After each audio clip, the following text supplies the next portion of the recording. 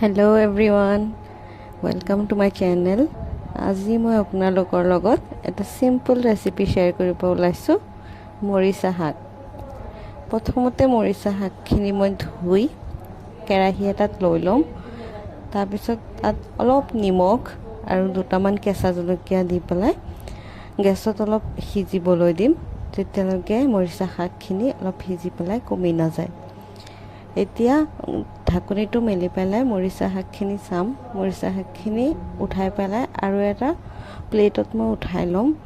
তাৰ পিছত একেখন কেৰাহীতে অলপ মিঠাতেল দি গৰম হোৱাৰ পিছত থেতালি লোৱা নহৰু, শুকান জলকীয়া আৰু পিঁয়াজ দি অলপ ভাজি ল'ম।